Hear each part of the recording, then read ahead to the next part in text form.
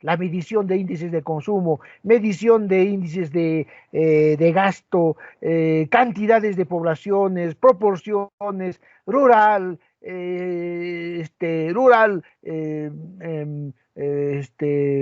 todo lo que es campo, periferia, ¿no es cierto? Entonces, la sociología es más una ciencia de mediciones, ¿ya? De mucha medición, ¿no?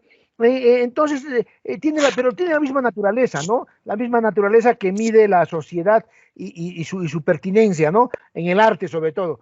En cambio, la antropología le da más fuerza al factor cultura, etnicidad y, permanencia e identidad, ¿ya?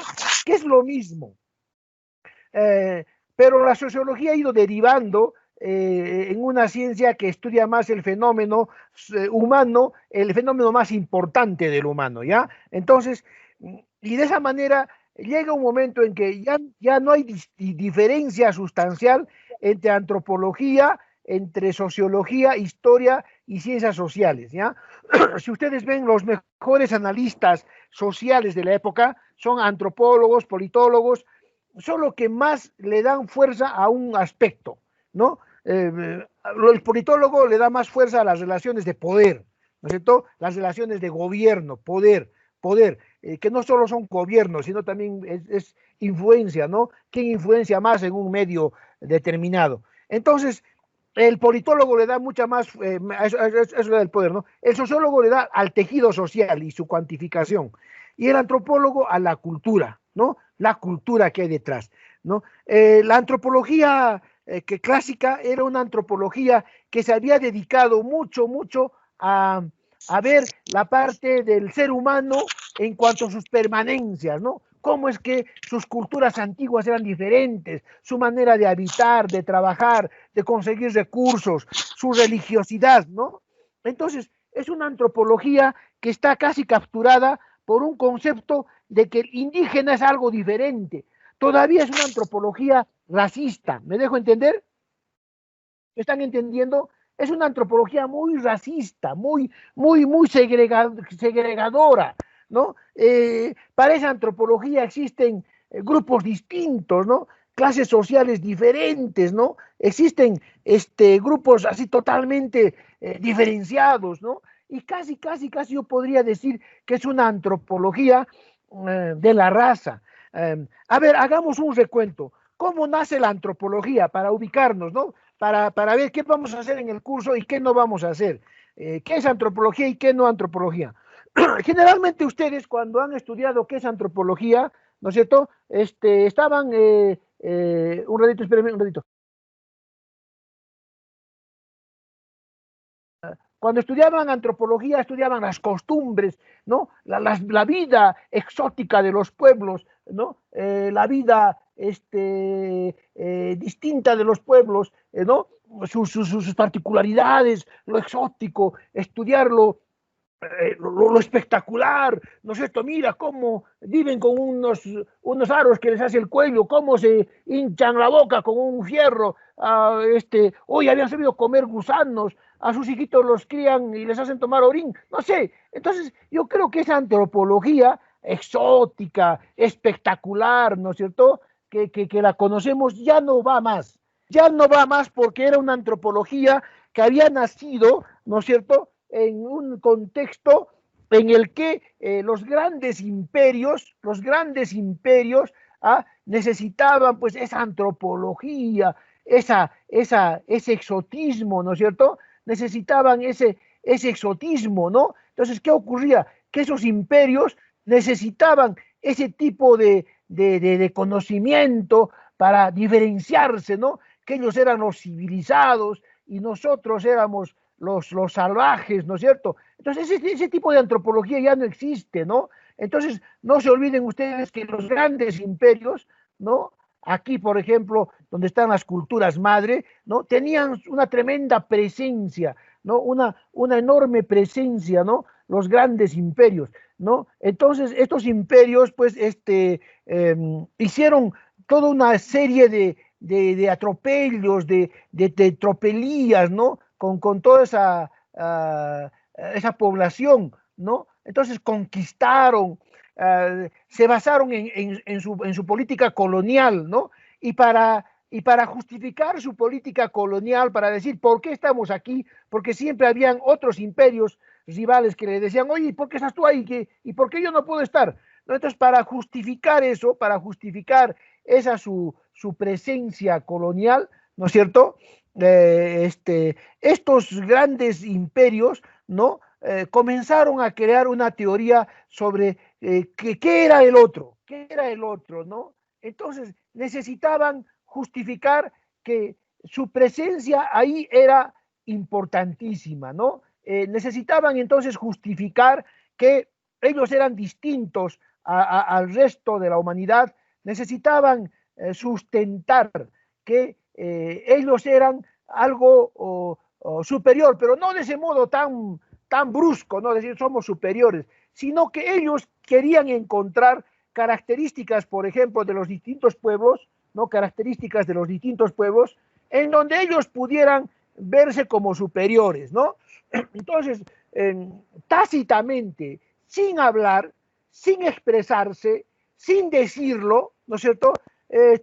Ponía, pues, por ejemplo, estos chinos, ¿no? Tienen una manera de celebrar el año nuevo y tienen animales en sus años y cada animal tiene un ciclo. Estos mesopotamios piensan mucho que hay un toro alado que va a venir, que tiene alas y que el mundo lo gobierna de esta manera. Estos egipcios tienen unas costumbres medias extrañas. Cuando hacen comercio, hacen bautizar a sus hijos y profesan la misma religión.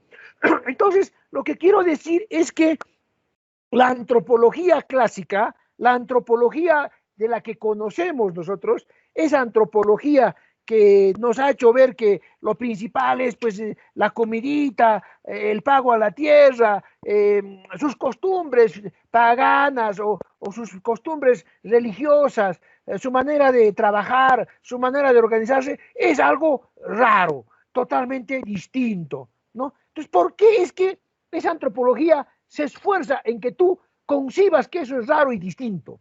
¿Por qué? Porque se esfuerza en lo exótico. Y acá viene, ¿no? Lo exótico, acá viene, lo exótico. ¿Por qué se concentra en lo exótico esa antropología? Porque de ese modo exótico, al ponerte a ti como exótico, como algo raro, como algo extraño, ¿ah? Ellos, sin decirlo, están diciendo, están manifestando que las costumbres que ellos tienen, esas son las verdaderas. Esa es la manera de vivir, ¿no? Con terno, en casa, con grifo, con calles, con un gobierno democrático, con frac, con camisa, con corbata, con zapatos. No, esa manera de vivir es salvaje. Entonces te darás cuenta que la antropología tiene sus orígenes en los grandes imperios del pasado. Grandes imperios como España en el siglo XVI, ¿no es cierto?, que fue el gran imperio hasta el siglo XVIII, Inglaterra, luego más adelante se incorpora como gran imperio Francia, luego junto con Inglaterra, Holanda y los países escandinavos, perdón, luego Alemania, Italia va a colonizar Abisinia, el norte de África, por eso es que los fascistas van a hablar de un gran renacimiento del Imperio Romano, ¿no? Cuando viene Mussolini. Entonces, pues, ¿a qué vamos? A que la antropología tiene mucho de sus orígenes en estos grandes mentalidades de imperio, ¿no? Que tienen como fin lo exótico, ¿no? Hacer ver cuán exótico eres, cuán raro eres. Y de por sí, de pasito nomás, te están diciendo, mira tú, cómo tú eres un raro, yo soy lo normal, ¿no? O sea, hay maneras de decirte, ¿no? No sé si cuando les hacen bullying a ustedes, oye, mira esos ojos que tienes grandes. Te están diciendo que no, así no deben ser los ojos tienen que ser así. Entonces, la belleza, la proporción, ¿no es cierto? Hasta en la pintura, hasta en la cerámica, hasta en el grabado, tiene su raíz. Entonces, la antropología, pues, es una ciencia que nace con los grandes colonialistas, con los grandes imperios colonialistas, para marcar la diferencia, ¿ya? perdón, no se olviden eso, la antropología nace para marcar la diferencia, ¿no? Es una ciencia que está sirviendo al principio a los grandes colonialistas. Luego la antropología, por supuesto, va a tener otro ribete, ¿no? Va a tener un ribete de, sobre todo, ver, ¿no es cierto?, la reivindicación de estos pueblos colonizados, va a esforzarse por salir de ese capullo, ¿no es cierto?, de esa dependencia de los grandes imperios que ven lo raro, y va a darle a los caracteres de los pueblos distintos del mundo, ¿no es cierto?, le va a dar un rango mucho más de dignidad, ¿no? Los va a aceptar, los va a reconocer, los va a asumir como propios, va a decir que no son raros, que va a crear toda una teoría según la cual cada cultura se adapta a su medio. Esta cultura de Europa, Occidente, no puede ser superior a esta porque esta responde a su medio, esta responde a su espacio-tiempo, la China, la India responde a su espacio-tiempo, los africanos responden a su espacio-tiempo, los indios americanos, que así los llamaban indios, ¿no? Esa palabra no me gusta, responde a su medio, y también los americanos responden a su medio, ¿no? A un medio geográfico agreste, ¿no? Entonces más tarde va a evolucionar, pero ya también se va a ir al otro lado, al revés. Si bien estos antropólogos del siglo XIX, XVI, XVII, XVIII, XIX, sobre todo XIX, ¿no?, que es donde florece más la antropología, pero ya en el siglo XVI, XVII ya hay una antropología, ¿no es cierto? Ya Martins de Angería, algunos cronistas, por ejemplo, ya van desarrollando algún tipo de clasificación, interpretación de estas culturas con un sesgo siempre superior, siempre, siempre, ¿no? Hoy estos indios son bárbaros y comen tal cosa y comen tierra y la llaman chaco y lo comen junto con sus semillas al estilo salvaje. Entonces, te está haciendo ya una interpretación sesgada, una interpretación juzgadora, ya te está calificando el hecho etnológico, ¿no? El hecho social etnológico que ve, el antropólogo antiguo ya lo está calificando. Ya, si no lo califica directamente, por lo menos civilizadamente lo hace de alguna manera, te califica de alguna forma, ¿no? Entonces, de alguna manera está calificando, de alguna manera, por contraste, te está diciendo, mira, mira, mira, lo salvaje que son estos, las cosas que hacen salvajemente ellos, y lo que yo hago yo no es salvaje, ¿no? Entonces, ya hay un sesgo, ¿no? Luego en el siglo XIX es peor esto, ¿no? En el siglo XIX la antropología se ve bastante invadida por el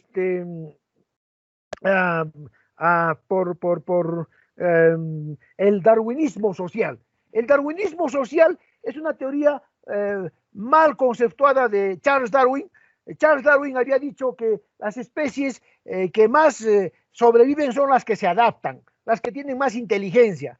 Pero estos darwinistas, ¿no es cierto?, dicen, no. El problema de las sociedades es que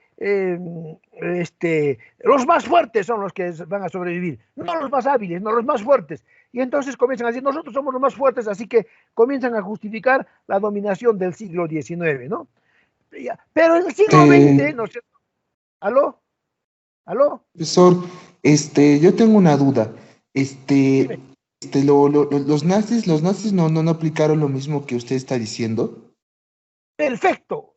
Has dado en el clavo y has dicho justo lo que estoy diciendo. O sea, ¿por qué? Porque los nazis van a hacer finalmente esto que acabo de poner aquí, ¿no?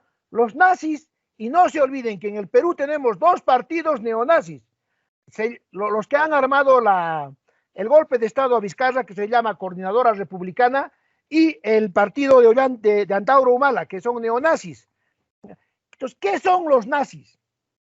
Los nazis son los feudales que se han vestido de Estado-nación y han utilizado la revolución industrial justamente para eso que dice vuestro compañero, y gracias por el acorte. En cualquier momento me cortan, por favor. Entonces, ellos utilizan, ¿no es cierto? A ver, en el siglo XVIII en el mundo hay toda una revolución burguesa. ¿Qué quiere decir una revolución burguesa? O sea, en el siglo XVIII en el mundo, ¿no? Eh, hay toda una revolución burguesa que intenta mejorar, superar el feudalismo. Pero esta revolución burguesa solo se da en algunos países y fracasa en el resto. En los demás países, el feudalismo se queda disfrazado de revolución industrial y el Estado se convierte en Estado-nación. ¿Y qué son los Estados-naciones? Los Estados-naciones son organismos que imitan los feudos del feudalismo, valga la redundancia, reproducen el mismo racismo, dicen un idioma, una cultura, una patria, y justo como dice vuestro compañero, rescata el racismo, el neodarwinismo, o sea, el racismo de castas de los feudales se convierte en darwinismo biológico, en racismo biológico. Entonces tienes tú en el siglo XIX una serie de países europeos y no europeos que van a ser racistas. No se olviden ustedes que los países que tienen menos ventaja, ¿no? Y acá les voy a poner sobre el nazismo. Los países que tienen más desventajas en cuanto a colonia, son los países más fascistas y los que se atrasan mucho más. Entonces, ¿quiénes son los países fascistas? ¿Y por qué la antropología tiene ese carácter? Porque justamente la antropología, ¿no es cierto?, va a ser usada en esos países. Por ejemplo, ¿no es cierto?, acá vemos algunos países fascistas, ¿no es cierto?, ya del fascismo, esto está en el otro, ¿ya? Entonces, ¿a qué voy? A que la antropología ha estado muy secuestrada por las ideologías políticas de los países, ¿no? Y aquí está, acá está. Miren, por ejemplo, ¿no? Este es el siglo XIX. En el siglo XIX, todas estas son colonias que impulsan, lo que dice vuestro compañero, ¿no es cierto?, una economía, un modo de vida, una estructuración totalmente colonial y totalmente de castas. ¿Por qué? Porque los colonialistas, ahora es 12 de octubre, ¿no es cierto?, vamos a discutir de la invasión, todo eso, porque los colonialistas necesitan inventar un argumento para justificar su presencia. Entonces, si en el siglo previo a la revolución industrial el pretexto era las castas y que Dios me había dado el mando, en el siglo XIX, XX y XXI va a ser lo mismo, pero le van a agregar otra cosa. Le van a agregar a la antropología, fíjense los problemas que tiene la antropología. Por eso hay que tener mucho cuidado con esa palabra que se llama identidad, nacionalismo, patria, indigenismo, mucho cuidado. Este curso les va a ayudar en eso. Le agregan al concepto de castas y de que Dios me ha dado el poder un concepto fundamentalmente biológico, el darwinismo social.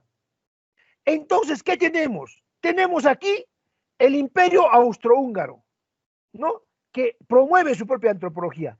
El imperio italiano, que tiene en Abisinia y en muchos sitios sus colonias. El imperio austrohúngaro domina Serbia, los Balcanes y toda esta parte. El imperio inglés, que está dominando casi toda China, parte de África, ¿no?, fundamentalmente China. Tenemos el imperio francés, que tiene colonias, ¿no es cierto?, en Camerún y otras más. Indochina también tiene, en Indochina, ¿no? Por eso es que la guerra de Vietnam empieza contra Francia. Tenemos el imperio, Norteamérica todavía no, Norteamérica recién se vuelve imperio después de la Segunda Guerra Mundial, ¿no?, aunque ya antes se va expandiendo hacia México, ¿no es cierto? Entonces, ¿qué tenemos? Que la antropología va a ser usada en el siglo XIX para sustentar las supuestas superioridades, supremacismo de algunos grupos sobre otros. Pero no lo va a decir así crudamente, ¿no? Ya los nazis, como dice vuestro compañero, ya lo dicen crudamente. Eso ya son ya agresivos, ¿no? Pero ¿qué ocurre aquí? Y fíjense acá lo que está ocurriendo para entender la evolución de la antropología. Y lo que tienen que hacer ustedes es, detrás de cada obra de arte, encontrar esas implicancias. ¿Qué ocurre aquí? Que entre todos estos imperios grandes, entre todos estos grandes imperios, ¿no es cierto? ¿Qué tienes? Tienes que los más exitosos, pues son porque tienen capitalismo y porque tienen clases burguesas.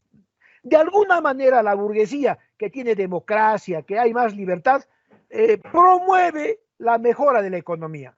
Desgraciadamente, nos guste o no, la única forma de que una economía se vuelva fuerte es cuando hay libre competencia.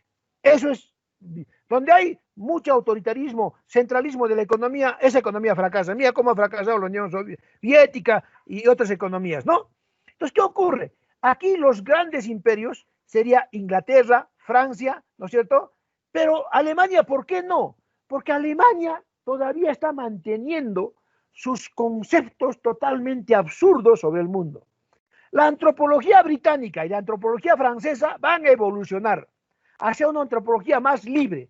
Por eso es que vamos a tener antropólogos famosos como Klaus Lévi-Strauss o Malinowski, que van a dar el salto, van a comenzar a trabajar la parte más humana de los pueblos más oprimidos. Pero los que se quedan sin imperio, los que se quedan sin nada, son con pocos colonias. Gibraltar pierde, ¿no es cierto?, España, ¿no? Son España, Alemania se queda con pocas colonias, ¿ah? Italia con pocas colonias, Alemania con pocas colonias y Japón. Japón está pasando una situación de redefinición de sus daimyo, que son a la vez los jefes de los shogunes, y los shogunes son jefes de los samuráis. Profe, son daimios. Daimios, ¿ya? Los daimios, ya que son los seguidores de los Tokugawa y todo ello, ¿ya? Entonces, aquí ya la antropología va a convertirse en ideología, ¿ya? En una ideología. Y aquí los liberales, ¿no es cierto?, van a tener muchísimo más camino hacia esa otra antropología. Pero ¿cuál es el problema con esta antropología? La que les responde a esta antropología colonialista. El problema es que van a ir al otro lado, al revés. O sea, si bien es cierto que la antropología occidental era racista y que sutilmente buscaba la diferencia para decir quién es civilización y quién no, ¿no es cierto?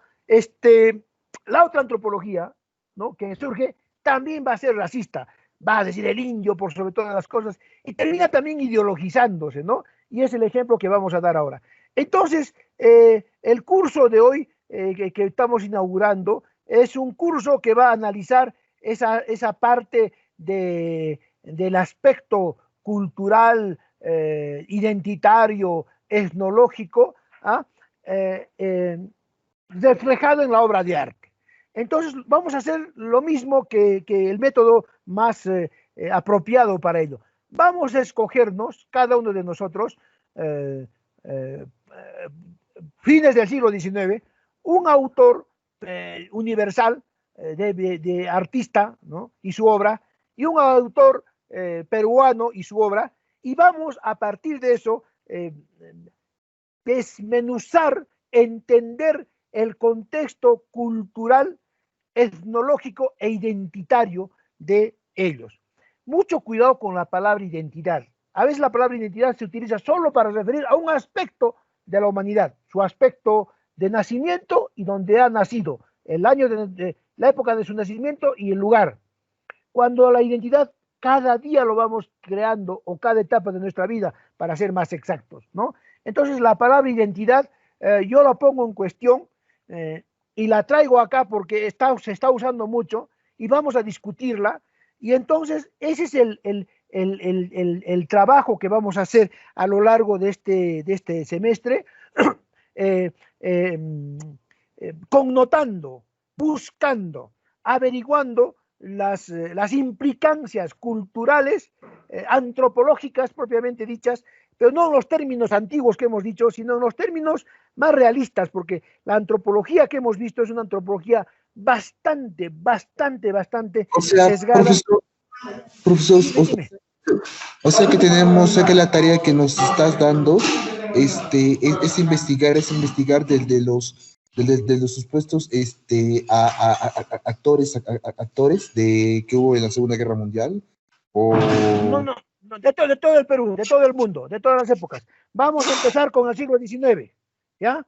Vamos a empezar con el siglo XIX, luego cogemos 2 semanas, las siguientes 2 semanas, inicios del siglo XX, el primer tercio, a 1920-30, hasta antes de la guerra, Primera Guerra Mundial, Revolución rusa, crisis del 29, ¿ya? Después del 30 hasta el 60, ¿no es cierto? Segunda Guerra Mundial, inicio de la Guerra Fría, y la última etapa va a ser del 60 hasta acá, ¿ya? Entonces vamos a ir históricamente viendo cómo evoluciona el tema cultura e identidad en los autores y sus obras, ¿de acuerdo? ¿Se me entiende? Sí, profesor. Pero entonces, vamos a ir por etapas, ¿está bien? Analizando su connotación cultural, etnológica e identitaria. Personalmente, yo creo que la cultura no es solamente la parte esta exótica que he estado viendo, es todo, ¿no? Ya, pero vamos a ver hasta dónde vamos y vamos a analizar con ustedes. La parte etnológica sigue teniendo todavía una connotación muy racista. Todavía el concepto de etnología como que te cierra en la raza, y eso no me parece. Y el concepto de identidad como que te cierra solo en un aspecto. Entonces, justamente para eso vamos a analizar esos 3 aspectos. Justamente les voy a dar un modelito, les voy a dar un esquema, les voy a mandar los textos. Recién me están confirmando que el curso lo llevo ahora.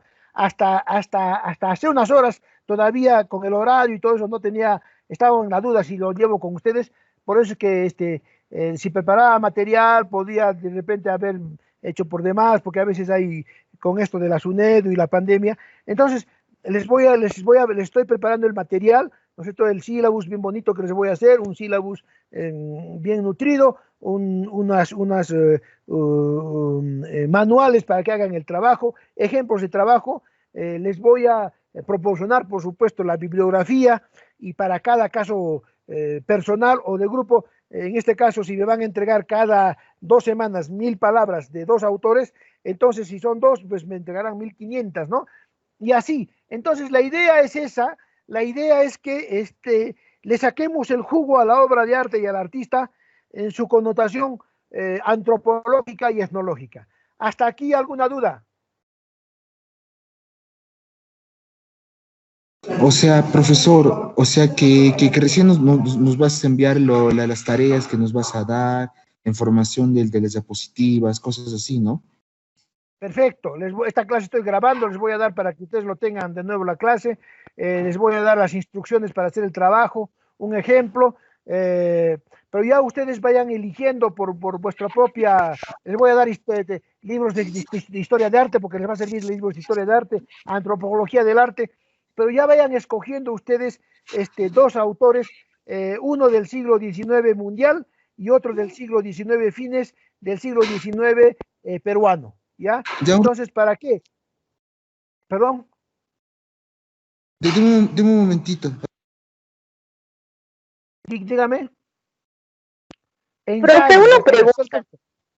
Ensayos, perfecto. Dígame, señorita. ¿Cómo se llama? El artista que vamos a elegir tiene que ser exactamente un artista visual como pintor, Cualquiera, escultor, cualquier disciplina, cualquier espacio del arte, cualquiera, el que ustedes mejor escojan. Cine, de música, no solamente, estamos en una Ya, universidad. profesor, Sí, sí. profesor, espera, nosotros buscamos 2 actores, dos Ajá, actores. Me repite esa parte, por favor, porque lo tenga grabado. ya. Fines del siglo XIX. A Ok. nivel mundial, uno un artista universal y otro un artista peruano. ¿Ya?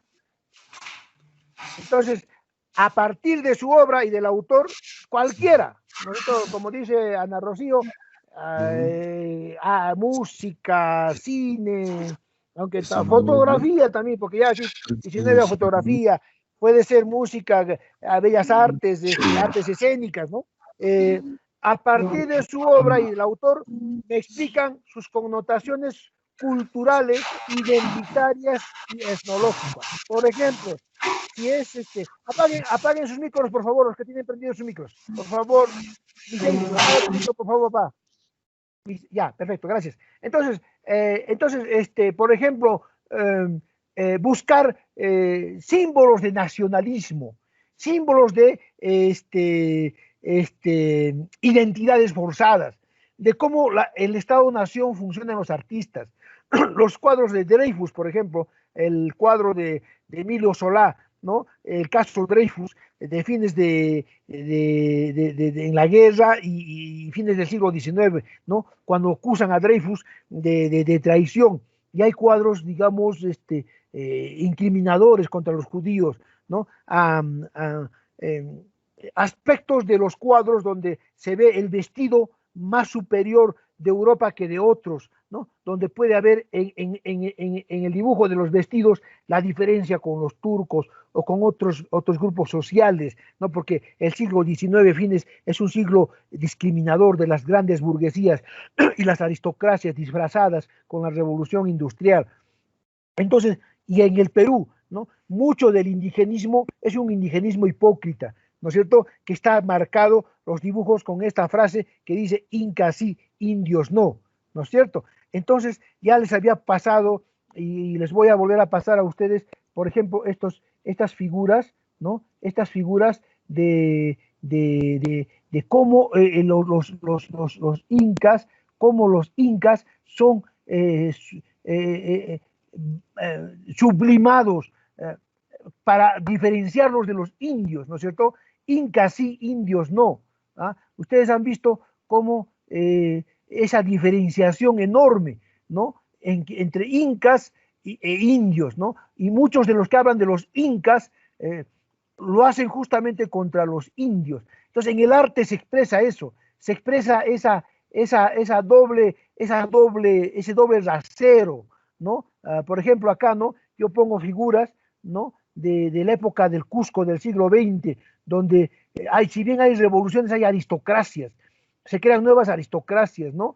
Con todo esto de la modernización. Es una modernización que favorece más, y toda la pintura, el arte del siglo XX en el Cusco, mira, refleja la élite, te hacen incas con estatura romana, para diferenciar de los incas indios, que no son incas, porque de acuerdo a la teoría de Herodoto, y lo decía Hipólito de Unanue, los indios han dejado de ser incas porque son una raza degenerada, ¿no? Y ahí está la canción de la luz se hizo sombra y nació el indio, el dolor se hizo hombre y nació el indio, ¿no? Incas pitucos, bien bonitos como los franceses, con sus espejos, como los de Braille, ¿no? Que dibuja a estos incas matados por los españoles, incas como producto, la Coca-Cola vendiéndose como producto inca, ¿no es cierto? Entonces, lo inca como el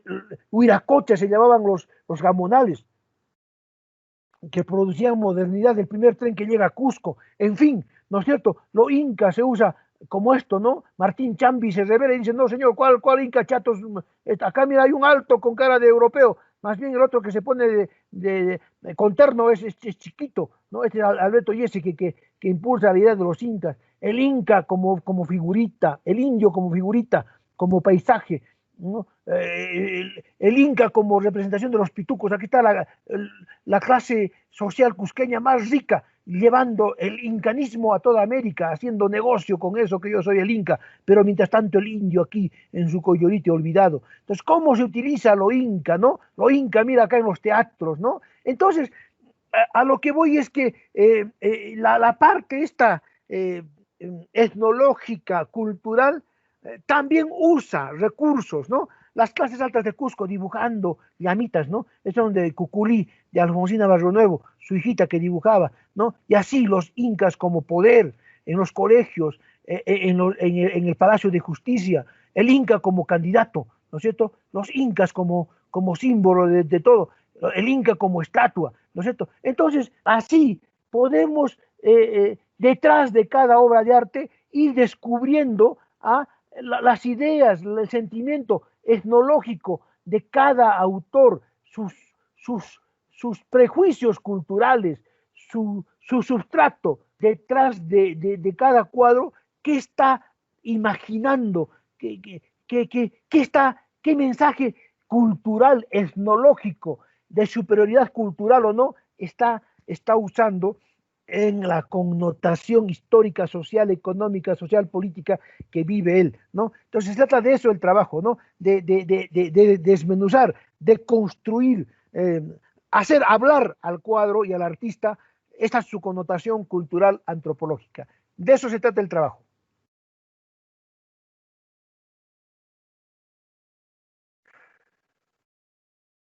Opiniones, preguntas. Profe, una pregunta. Dime. El término antropología visual, ¿a qué se refiere? Inuit. Creo que es nuevo o... Es todo lo que se desarrolla. A ver, te voy a mostrar algo, ¿ya? Para antropología visual. Es antropología visual. Te lo voy a hacer ver, ¿ya? Es antropología visual. ¿Ya? Ya.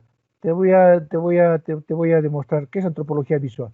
Es lo mismo, pero ve la cultura, se refleja en la cultura, se centra en lo cultural, ¿no? Les voy a mostrar una, muy bonita, ya, ¿cómo se llama? ¿Cómo se llama este? Corpus Suite Baltasar Segarra. Ya, Baltasar Segarra, ¿ya? ¿Lo van a ver esto, ya? Baltasar Segarra, ¿ya? Lo van a ver esto y me van a decir cómo es que ya, Baltasar Segarra Peso. Ya, ya está, ya, está, ya. A ver, espérenme. Voy a compartir.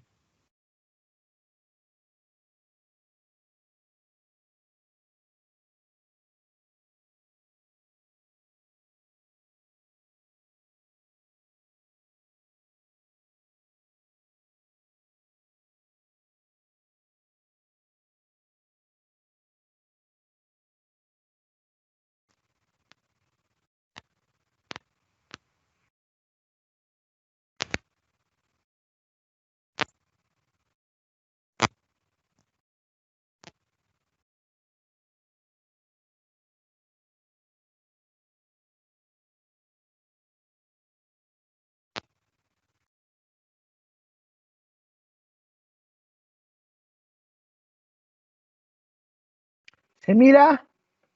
¿Se mira, no es cierto? ¿Sí? Sí, ¿Están profe. mirando? Ya. ¿Se escucha? ¿Se escucha? No, profe, no se escucha. No, creo que es un poco lento, profe. Ahora.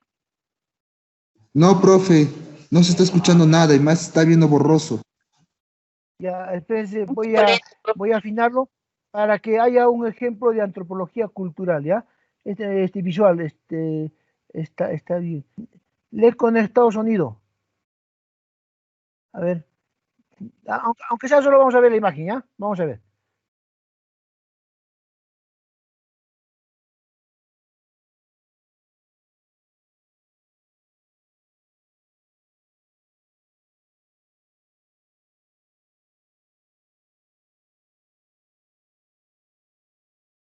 ¿Escucha? No, no se escucha. No la ha puesto en reproducir, profe. Espérate, voy a ver si de repente está. A ver cómo está esto. A ver, ya, espérense. A ver, espérense, ya está, esto ya está, perfecto, ya, vamos a ver un ratito, ya, vamos a ver. Ya está, ya está. Ya está.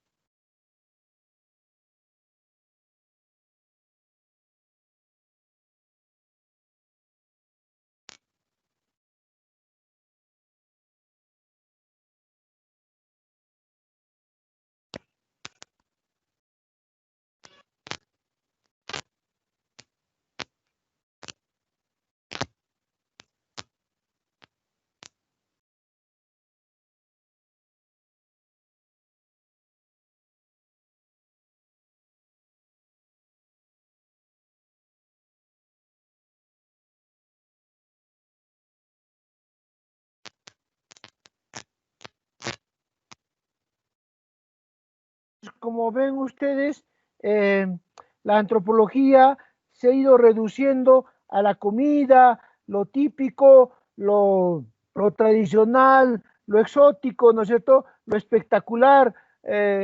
No está saliendo de ahí la antropología. Lo espectacular, lo tradicional, lo exótico, lo antiguo, lo tradicional, ¿no? Cuando hay antropología en el trabajo, entre ustedes, antropología de las redes sociales, antropología de la modernidad, antropología del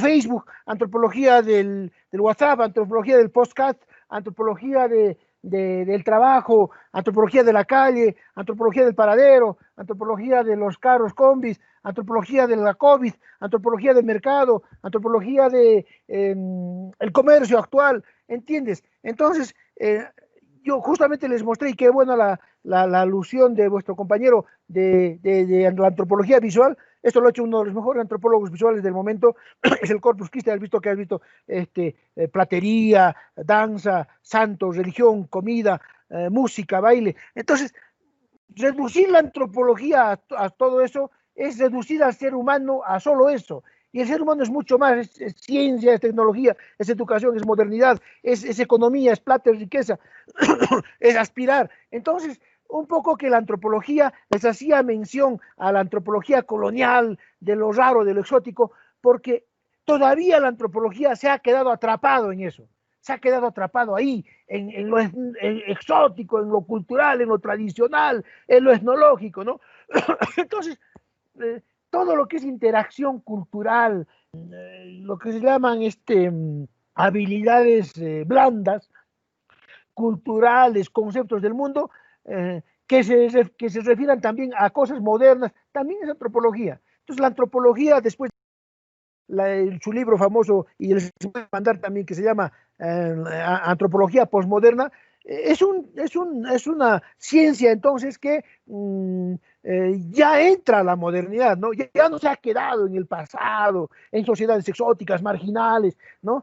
Has visto que el corpus antes era solamente de indios, así de indios, entre comillas, ahora en el corpus entramos todos, ¿no? Y no solo se juegan siriones, velas, sino también negocios, ¿no? A veces hay personas que cierran negocios, cierran grandes empresas participando en el corpus o bailando en la Virgen del Carmen de Paucartambo, en la Virgen del Carmen de Pisa o en la Virgen del Carmen de Huambutío o de donde están los chicharrones más allá de Anta, yendo ya. Entonces, a todas esas zonas, ¿no? Entonces, van integrando, o el Cruzbelacui, que antes solo eran de los grupos indígenas, de ciertas comunidades que venían al Tetejaja, ¿no? Al señor de Tetejaja, ahora ya son barrios, Gunter, se junta San Juan del Cielo, gente moderna, y hace su cruz, o la cruz acá de Zarumilla, donde grupos de poder, bancarios, otro grupo de comerciantes, otro grupo de transportistas se juntan y hacen su cruz, ¿no es cierto? Entonces, la idea es que no veamos la antropología solo como un asunto los indios, de otra cultura. También nosotros, la gente común y corriente, hacemos antropología, la forma de vivir en nuestra casa, cómo lavamos el cubierto, quién le toca tal tarea, tal trabajo, también es antropología, ¿no? Entonces se ha reducido mucho la antropología a lo exótico, a pueblos marginados, pueblos raros que lo vemos como museo, como algo. No, entonces esa es una concepción todavía colonial de la antropología, ¿no? Y cuando ustedes analicen las obras de arte y el artista, entonces vean cómo también él sigue viendo eso. El arte indigenista, por ejemplo, que todos pintan indígenas, ni indiecitos, varíbalos, tiene una connotación también racial. Estoy pintando lo exótico, lo bonito, mi raza, ¿no? Y como si habrían razas, como si hubiesen razas en el mundo, ¿no? Y cuando hay tantas cosas bonitas que pintar, un encuentro entre amigos, algo significativo que está pasando en el mundo, el gas de camisea que pasa y se desborda, los petróleos de la selva, alguien que se está llevando la plata y que un cuadro puede significar la corrupción actual o cómo la tecnología mal usada puede estar desvalorizando en otros aspectos de la cultura, o cómo la falta de tecnología nos atrasa. Entonces, aspectos que no necesariamente son tradicionales, de pueblos raros, que no usan terno, ¿no? No, y porque somos terno ya no somos objeto de antropología, o porque somos tecnólogos, o porque estamos en una institución. Entonces, a mí me parece que ese es un punto importante, esa es la esencia del curso, que vamos a descubrir prejuicios, ¿no? En el obra de arte, todavía prejuicios, ¿no? Racistas, etnicistas, ¿no? Entonces, de eso se trata, jóvenes.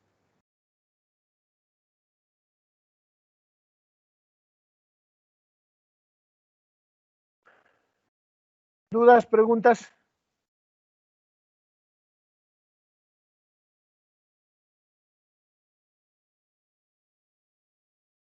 ¿Preguntas, dudas? Dime. Una pregunta acerca de la tarea, profe.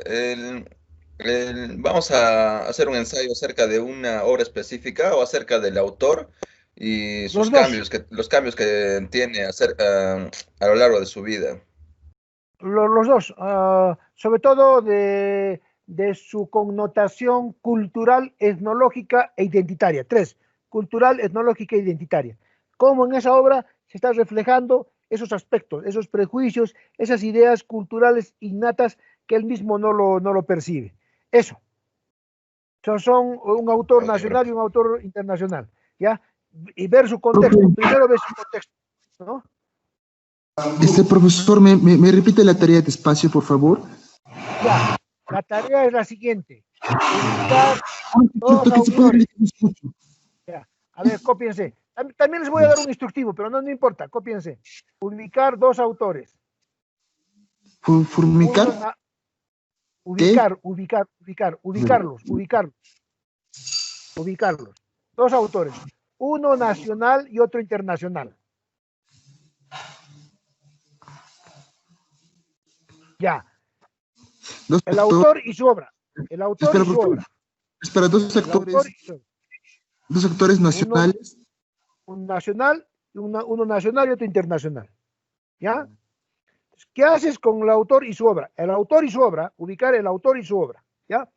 ¿Qué haces con el autor y su obra? Lo ubicas primero en su contexto, espacio-temporal.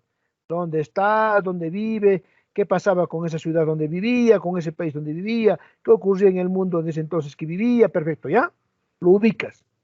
Y luego ubicas su obra, tal obra, ¿cierto? Esta es la obra del autor, y esa obra tiene sí o sí alguna connotación cultural, tiene una connotación etnológica, esa obra tiene una connotación identitaria, tiene algo de su cultura, va a salir en esa obra. El color, el estilo, la ropa, la diferencia entre una persona y otra va a salir. Cómo magnifica su ciudad. Si va a pintar París, va a pintar fuerte. Si va a pintar Perú, va a pintar fuerte los Andes y el cerro. Y ahí en el cerro va a encontrar su razón y va a decir, mira cómo los serranos somos fuertes porque vivimos en el cerro, porque somos duros. Entonces, encontrar esa su connotación cultural, etnológica e identitaria. ¿Ya? Ya, profesor. Eso. ¿Ya? Y para eso les voy a proporcionar libros, textos, el sílabus, un instructivo bonito. Voy a hacer ejemplos para ayudarlos cualquier rato. Me pueden llamar, comunicarse conmigo y con gusto vamos a hacerlo juntos. Vamos a hacer juntos el trabajo, ¿ya? Y para eso le estoy voluntariando de nuevo a una persona a quien tengo mucha confianza. Marjorie ayer me ha hecho el WhatsApp, ¿ya? Y de nuevo quiero voluntariarte, Ana Rocío, que me ayudes en administrar, en ser mi asistente, ¿no es cierto? Se van a formar grupos, quiero que trabajen en grupos, ¿ya? Y si es 1000 por cabeza, entonces a cada uno que se agrega le vamos a aumentar 500 por cada uno que se agrega, ¿ya? Y calidad y cantidad, ¿ya? Para que hagan en grupo y mejor se distribuyan los trabajos, porque el semestre pasado han hecho individualmente, lo han hecho bien, pero han sufrido mucho, y en grupo se ayudan mejor. Entonces, para administrar eso yo quisiera, Marjorie, Ana Rocío, me ayudes, y también de repente tú, Michelle, me puedes ayudar para organizar la clase, cada uno en su grupo, porque hay dos grupos aquí, uno de grabado y otro de cerámica, ¿sí? ¿Les parece? Profesor, me está haciendo, yo prefería que cogiera otro, porque yo la verdad no soy, sí hago las tareas, pero no soy tan atento. Pero me gustaría que le cediera a otro compañero. Ya, con gusto, no hay problema. Ya, ¿qué dices, Marjorie? Sí, está bien, profe. Ya, me ayudas a coordinar. Profe, ¿en grupos de cuánto va a ser? ¿De cuántos? Máximo 3, yo creo que un grupo trabaja bien. 4 ya, uno aplaude y el otro trabaja. Así es, ¿no? Ya, Ana Rocío, ¿qué me dices?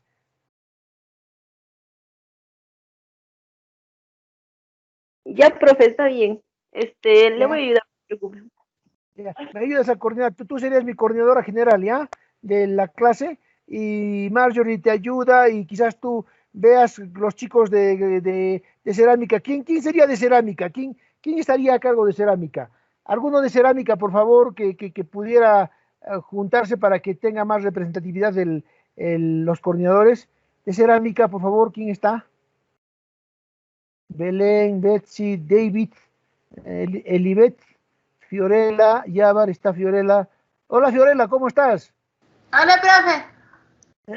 Nunca llamas tú, ¿ah? Nunca llamas. Francesca, Josué, Karen, Rocío, Más fácil es comunicarse con Dios que contigo. Mariluz, Marjorie, Misael. ¿Quién voluntario de cerámica? ¿Celtio? Celtio, ¿me ayuda? Sí, Sergio, que sea. Celtio, ¿me Profesor. ayudas? ¿Me ayudas a coordinar a los chicos de cerámica? Aceptas el tiempo. Celtio, ¿sí? Ya, profesor. Ya, Supongo que entonces solo coordinas. se juntarán de Ah, 3, como normal. ya. ¿Cuántos son de cerámica? Recién están actualizando la página, profe, están incluyendo algunos más. Ya, perfecto. Entonces te encargas tú junto con Ana Rocío. Ana Rocío, cambias teléfonos con Celtio, Marjorie también, y coordinan los tres, ya, la clase, todo eso, ya. Mi comunicación va a ser directamente con Ana Rocío y Ana Rocío se comunica con los demás. ¿Está bien, Ana Rocío? Ana Rocío, Comunicarse ¿está con bien? quién. Con Celtio, pues, para que él a su vez se comunique con los de cerámica, ¿sí? Ya, profe. No, es que no le Tú, entiendo tú, bien qué es lo que... O sea, tú vas a nuclear todo, pues, Ana Rocío. Ya. Yo, digamos, para la clase, para el curso, te mando alguna directiva, algo a ti, y tú distribuyes a todos, ¿sí? Y quien se va a encargar de cerámica es Celtio, ¿está bien? Ya, profe, está bien. Claro, como no los conoces mucho a los chicos de cerámica, Sí, entonces los mejor con eso, ¿ya? Entonces, eso, así sería. ¿Qué dices, Fiorella? ¿Por qué te has quedado calladita, tú que siempre hablas? Profe, ¿Has escuchado la clase? ¿Qué te parece? sí escucho la El clase, me enfoque. parece bien, especialmente cuando dijo que podíamos tratar otros ámbitos como el cine o los libros, que ya estamos teniendo, mi grupo estamos hablando ya de qué autores podemos hablar, de qué artistas, especialmente, o sea, estábamos pensando, usted dijo siglo XIX y principios del siglo XX, y estábamos pensando, un compañero quería hablar sobre la revolución industrial, y yo quería hablar sobre este director estadounidense, ¿cómo se llama ¿Cuál? esto? Todd Browning, Ya, que hizo Drácula, Freak, todas estas películas, el show en blanco y negro, a ya. mediados del siglo XIX o principios del siglo XIX, y de cómo es que ellos los tratan, por ejemplo en Free, que habla más de cómo tratan la gente, es que es en París, y habla de cómo eran los circos en esa época y cómo a la gente con cosas esto, deformaciones, capacidades o diferentes los trataban como rechazados, y como ellos también a tomar ese rechazo empiezan o sea, como que se hacen grupos herméticos y ellos empiezan a tratarse, o sea, a como a partir del rechazo que sienten por la sociedad, ellos empiezan a hacer como juntarse entre ellos y a rechazar a la sociedad. Es como También había otra película que queríamos tratar, Intolerancia, que no es de Todd Briggs, es uno de sus mentores, ahorita no me sé el nombre, creo que David, no me acuerdo el apellido, pero estábamos viendo eso con nuestros compañeros, justo en lo que estaba hablando, me estoy comunicando con ellos y estábamos como soltando ideas. Usted hablaba y por eso estábamos callados, yo estaba callada, mis compañeros estaban callados, usted soltaba ideas y estábamos ahí viendo, buscando información, viendo. Mira, en el caso de Drácula, por ejemplo, es un conde húngaro, ¿no es cierto?, que tiene problemas con el imperio austrohúngaro, ¿no? Y cómo en Drácula se manifiesta esta lucha étnica entre el austrohúngaro y los imperios. Y es alguien que no era necesariamente un chupasangres, sino que era un hombre que a partir de sus prácticas te juntaba con jóvenes y te daba una inyección de vida con su juventud y con esta cercanía de los jóvenes hacia los mayores. Y el imperio austrohúngaro lo sataniza en este racismo, en este tipo de cultura excluyente y le da la figura de un hombre que chupaba la sangre, ¿no es cierto? Los No, sí, sí, circos, no. En Drácula, con Drácula pasa. Ese director es conocido por Drácula, pero quise hablar más de sus otras obras, como Freak, un show, obras que son más circenses y más personales del autor. Pero lo de Drácula es muy interesante porque Bram Stoker, el autor, se inspiró en dos leyendas de Carpatos, de Rumania. una que no era el conde, sino era un príncipe, Black Tempest, el empalador. De ahí sacó el nombre de Drácula, que es hijo de dragón o hijo del demonio, y de una condesa, por eso es que se dice de conde Drácula, no príncipe, que una condesa que decían que mataba vírgenes y se bañaba en ellas para estar joven. Pero el punto interesante de Black Tempest, que tiene una historia, es un genocida muy conocido en Europa y que tenía peleas con los, o sea, su papá tenía alianza con los otomanos. Entonces a él lo mandan a los 13 años con su hermano como rehén, como para decir, te soy fiel. Y él aprende tácticas de empalamiento. Así es una técnica donde, o sea, le clavaban el palo. Bueno. Te hacían sentar como anticucho, te mataban vivo. Sí, literalmente. Y seguías algunas veces seguías vivo y morías por el dolor. Entonces él se vuelve, su nombre es Black Tempest, el empalador, y su sobrenombre es Drácula, o hijo de demonio, o hijo de dragón. Y él vuelve y ya no quiere seguir las órdenes de los turcos y los otomanos, no quiere, se revela. Dice no, se hace de hecho una, como unos policías, no policías, como unos guardias de la Orden de la Media Luna, que tenían encargados matarlo a Black Tempest, y se hace una guerra atroz, y él también de hecho mataba a todos los turistas que se acercaban a Carpatos, que es la zona de Rumania. Entonces, esa es una historia muy aparte, claro, pero hay lo que tienes que encontrar, lo que tienen que encontrar ustedes es las connotaciones culturales, étnicas, de pueblos, ¿no es cierto?, identitarias, ¿no? O sea, no analizar todos los aspectos, sino a partir de la trama que estás contando, ve las peleas, ¿no? Porque en ese entonces hay una pelea entre el Imperio Austrohúngaro contra el Imperio Otomano, ¿no es cierto? Hay toda una pelea por los Carpatos. Tú estás hablando de todo lo que es los Balcanes, ¿no? Toda esa parte de ¿no? Entonces, eso encuéntrale, Fiorella, eso encuéntrale, ¿ya? Las connotaciones culturales, las luchas etnológicas que hay. ¿Te parece? Sí, profe, pero también lo curioso es que, por ejemplo, ese Drácula histórico, la gente no lo conoce. O sea, la mayoría de gente no lo conoce. Conoce a Drácula de Bram Stoker, el que escribió y puso Drácula, y ahora todo el mundo conoce al vampiro. Todo el mundo sabe su historia, todo el mundo se alegra a Drácula. Compañera, me interesó mucho lo que estás diciendo, y el verdadero nombre del personaje histórico era un conde, se llamaba Juan Pérez de Dragulia, Pedro Dragulia, y acá dice que según su reputación fue afilarse los dientes para causar más miedo entre sus enemigos. Claro, pero cuando, Bram Stoker fue a Carpatos a buscar rumores, él, por ejemplo, buscaba mitos de vampiros y empezó a encontrarse a personajes históricos importantes que daban temor a la gente, más que los vampiros. Empezó a juntar esos personajes, no solo a Black Tempest, no solo al conde, no solo a la condesa. Del conde no sabía tanto, de la condesa y de Black Tempest sí sé. Sé algo, no tampoco, pero él empezó a juntar personajes históricos, o sea, esos nombres que ya la gente de ahí le tenía miedo y conocía, y a los mitos que se hacían de vampiros en esa zona, y creó un personaje a partir de eso. Entonces, ese personaje es el que ahora todo el mundo lo conoce, a eso me refiero, es famoso, y no a la inspiración detrás. Entonces, por ejemplo, ahí vemos cómo el arte lo ha transformado, ha hecho un personaje histórico, o sea, no histórico, sino un personaje más referente, más imponente ante otro. O sea, lo ha puesto y ahora todo el mundo conoce y no se sabe las otras historias detrás de otros 3 personajes, como tú acabas de decir uno más, que yo no tenía tanta idea. Entonces, eso es interesante. O sea, a partir del arte ha transformado cómo vemos o cómo un nombre puede, o sea, cómo le ponemos más importancia, cómo creamos una cosa que va a tener más relevancia al resto de la historia que un genocida que mató miles de vidas. Entonces, a eso me refiero. Entonces, cómo el arte puede imponer información o puede resaltar, enseñar, lo que sea. Obviamente, Bram Stoker no hizo con esa meta.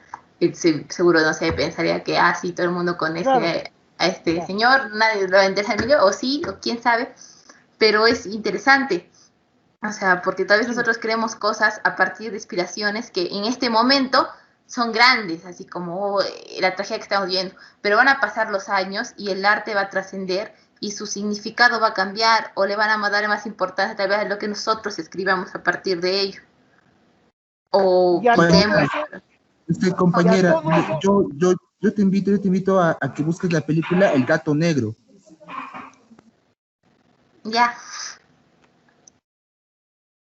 Ya, entonces a todo esto que están hablando, y gracias, interesante, gracias este diálogo, así por favor, tienen que hablar.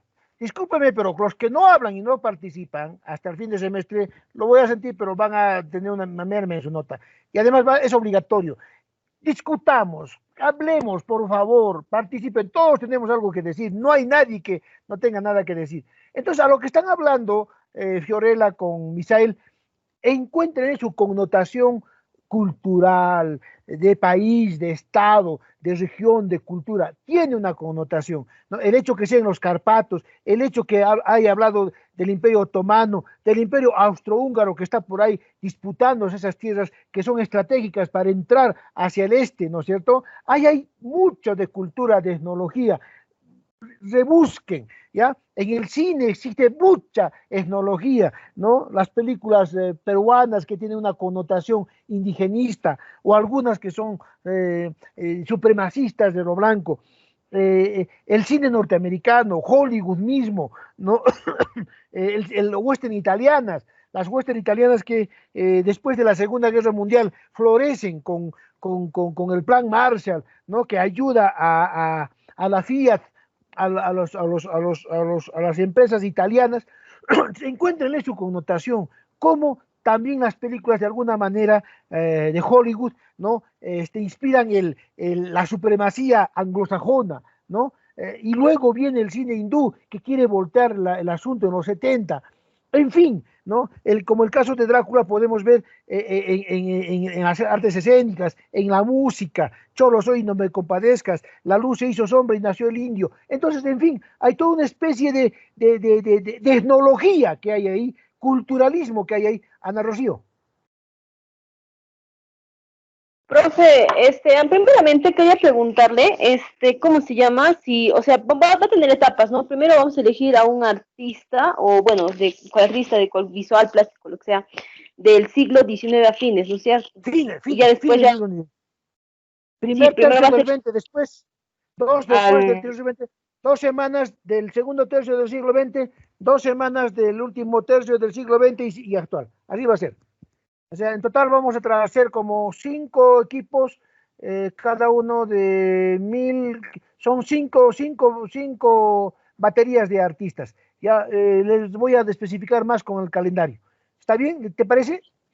Profe, quería decirle también otra cosa, ¿no? Que con relación a lo que dijo de esto de los anglosajones y eso.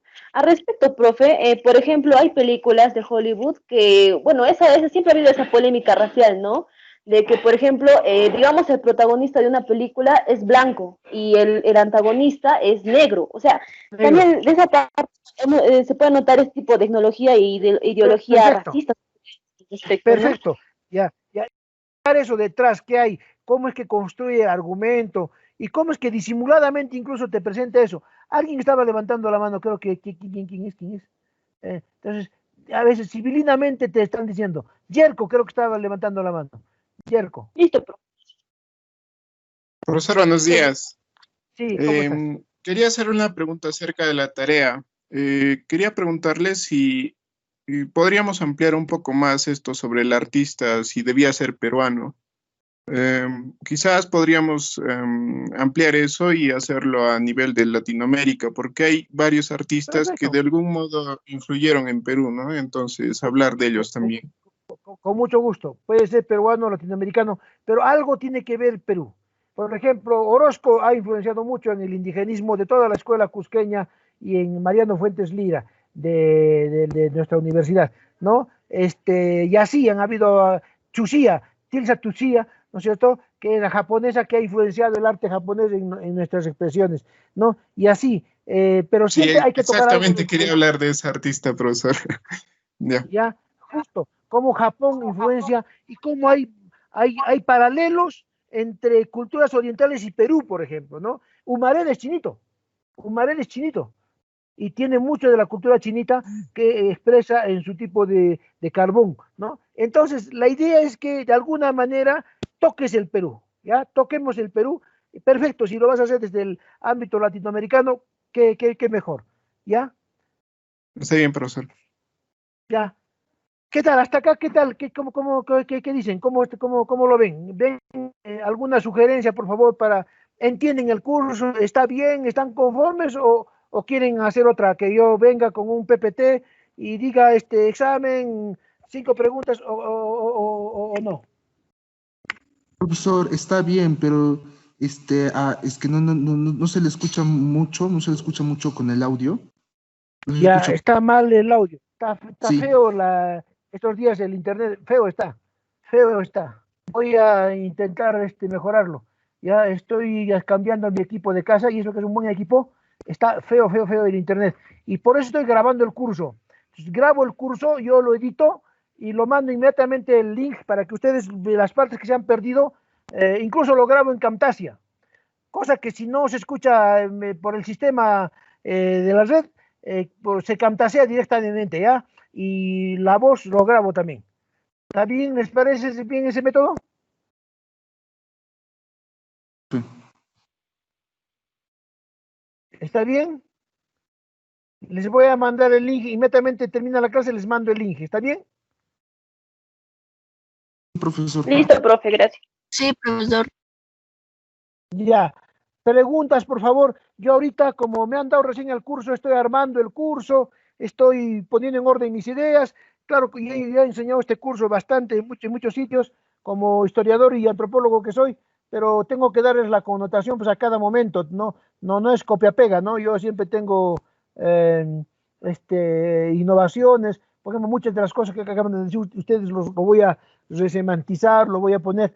Entonces voy a armar el curso, voy a estar bajando los libros, voy a hacer el instructivo bien bonito, les voy a dar algún texto que los ubique, sobre todo historia del arte, ¿ya? Historia del arte peruano para que se ubiquen y comiencen a ubicar a artistas, los que no se han decidido aún, pero yo creo que a estas alturas ustedes ya tienen artistas, ya, perfecto, gracias, Fiorella. Entonces, quedamos en eso, ¿les parece? Ya vamos escogiendo nuestros artistas, viendo el método y avanzando, ¿está bien? Sí, profe. Les recomiendo el Sí, libro profe, La sí, también. historiadora de Elizabeth Kostova. Está chévere. Y ¿Tienes compañera, si y tienes el libro, compañera, mándame, Fiorella. En Sí. en el chat, por favor. y compañera, Si tienes, y yo te recomiendo que veas El Gato Negro. Lo voy a buscar. O pase el link ahí. Así como ya. en el Fiorella, chat. si tienes el libro, me lo mandas, porque también podemos compartir con todos los Es que compañeros. no lo tengo en PDF, Al grupo lo de tenía en WhatsApp. físico y se lo he prestado a Riga. Aurora Popote, Elizabeth, Riga, si ¿no? escuchas esto, léetelo después de que se lo lea tu hermana. ¿Qué es ese libro? ¿De qué trata el libro? Es justamente o sea, trata de una chica, que no se sabe el nombre, o sea, nunca te dicen un nombre, que su papá desaparece y que ella empieza a buscarlo y descubre que su maestro desaparece. Pero mientras pasa todo eso, ella va descubriendo la historia de Black Tempest. Es un misterio, es como, quiero encontrar a mi padre, quiero encontrar a mi padre también ha buscado en su época a su mentor, que era su maestro, y como todo, y a través de esa historia te van contando, o sea, sobre Black Tempest, el empalador, o sea, Drácula, y así, es Mira por tú. eso que se es una historia que se te lo enseña de forma muy entretenida y te bota datos, así como la que de Constantino a 1453, como te bota así, es chévere, o sea, Ya. lo recomiendo. O sea, si quieren Muchísimas leerlo, o sea, si gracias no, por eso. también no lo lean, pues, igual, Muchísimas no se gracias. olviden. Pero no se olviden buscar la parte etnológica, cultural e identitaria. Ya, 3 partes. Cultural, etnológica e identitaria. Para que cuestionemos, porque para mí que esas 3 cosas, identidad, etnología y cultura, ya han cambiado. Ya no es esa cultura exótica, tradicionalista de los marginales, ¿no? Entonces yo creo que la antropología ahora tiene que ser vista de otro modo, ¿no? Eh, Etnología tiene que ser vista como la convivencia entre nosotros, esa convivencia, pero en su aspecto cultural, en su aspecto de ideas, ¿ya? Entonces, en este curso vamos a ver cómo ya esa antropología del pasado, estudiar su comidita, sus costumbres, ya no va, es muy, muy hasta racista, hasta discriminadora, ¿ya? Personalmente yo creo así. El que no lo cree así, perfecto. Pero ¿qué se va a evaluar en el curso? En el curso se va a evaluar la capacidad que tengan los alumnos para descubrir esa parte cultural, económica y política. Económica, perdón, esa parte etnológica, económica, política. Esa parte etnológica, cultural e identitaria. Es eso lo que van a descubrir los alumnos. O sea, ¿cómo ustedes me demuestran esa parte cultural, identitaria y etnológica? ¿Cómo le arrancan al autor eso? ¿Cómo de una manera creativa? Eso va a definir vuestra nota. Ese hecho, es esa parte. No me importa si conocen bien al autor, si las ideas que concluyen son viva el indigenismo, no me importa. Ese es cada uno de ustedes. La idea es que ustedes me descubran, me den un texto, un argumento sólido, con fundamento de la parte identitaria, etnológica y cultural de esa obra. Punto. ¿No? ¿Ya? El resto es comentario. ¿Se entiende, por favor? Sí, sí. Sí, profe. Perfecto. ¿Ya? Sí, profe. Entonces, voy a volver a hacer un instructivo para recalcarlo, retroalimentarles. Voy a hacer un ejemplito ya para que ustedes tengan.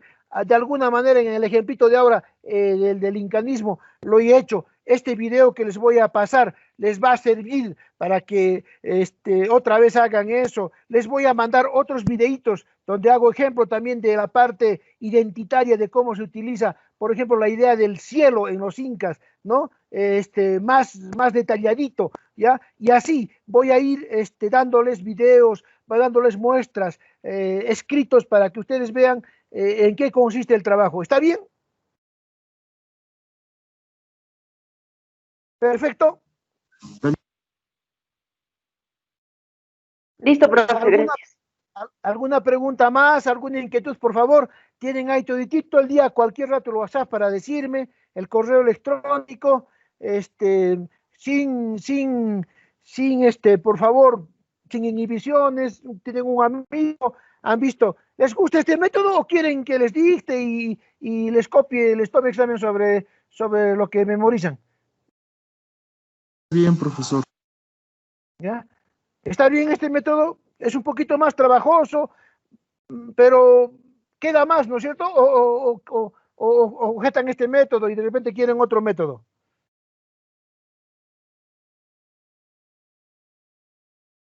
Díganlo. Está bien, profesor. Yo pienso que, sí, profe, es que aprendemos más también. ¿No es cierto? Se esfuerzan más y todo. Entonces, ahora los dejo, me dejan terminar el curso, el sílabus, los esquemas, los libros, y nos estaríamos viendo la próxima semana. Para la próxima semana ya quisiera tener adelanto de 2 autores, ¿no es cierto? Uno mundial y otro peruano, de fines del siglo XIX, me lo desmenuzan su parte antropológica. ¿Está bien? Sí, profe. Perfecto. Un gusto conocer los jóvenes, sobre todo los de cerámica, a los jóvenes de grabado ya hemos tenido un ciclo con ellos, muy lindo, una experiencia muy bonita, y para mí un honor y un gusto, como habrán visto, el curso. Nos vamos a divertirnos mucho, de eso se trata, y adelante pues, y sigamos adelante.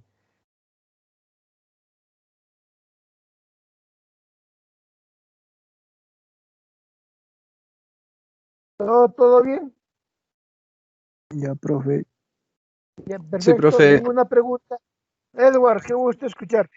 ¿Ya? Elizabeth, todos bien. Entonces, un gusto con ustedes y nos vemos la próxima clase y para consultarnos el WhatsApp. ¿Sí? Gracias, Ana Rocío, y gracias,